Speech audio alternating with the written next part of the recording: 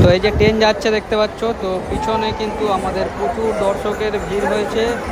আর গেটটা তুললেই আমরা এবার বেরিয়ে পড়বো, আমাদের ডাকাতকালী যে মন্দির আছে, ডাকাতকালী মায়ের মন্দিরের দিকে রওনা হব।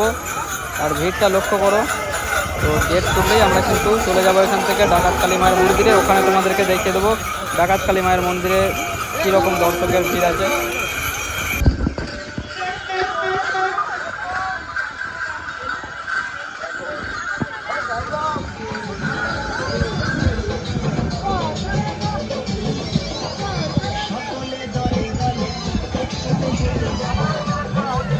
তো এই জায়গাটা হচ্ছে শেওড়াপল্লী থেকে জল নিয়ে আসার সময় সিঙ্গুরে ঢোকার মুখে বা ডাকাতকালী মায়ের মন্দিরে ঢোকার মুখে এখানে দুটো রাস্তা ভাগ হয়ে যাবে।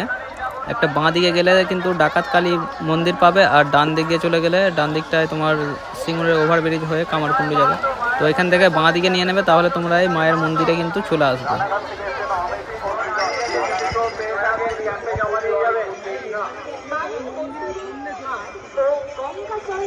রাধা মোহনপুর থেকে এসছেন নিশা নায়ক, রাধা মোহনপুর থেকে এসছেন নিশা নায়ক। আপনি যেখানে থাকেন ডাকাতকালী মায়ের মন্দিরের সামনে অনুসন্ধান অফিসে যোগাযোগ করুন, ব্যবহার করুন একদম বিনা। মায়ের মন্দিরের সামনে অযথা ভিড় করবেন না, মায়ের মন্দিরের সামনে অযথা হুড়োহুড়ি করবেন না, ভিড় করবেন না।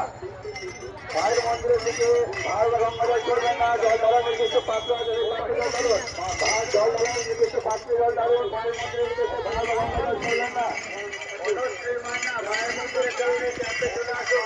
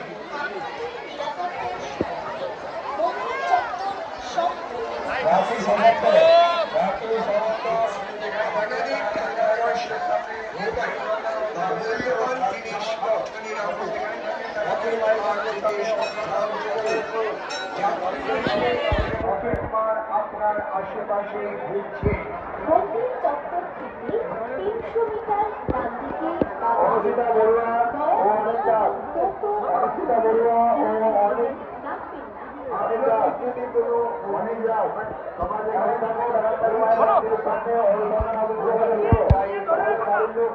অপেক্ষা করছে। বর্ধমান থেকে এসছেন কবিতা দাস, বর্ধমান থেকে এসছেন কবিতা দাস মায়ের মন্দিরের সামনে ক্যাম্পে চলে আসুন।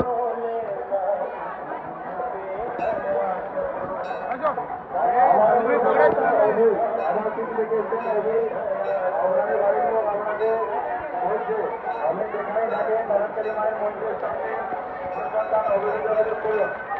নমস্কার, ডাকাতকালী মন্দির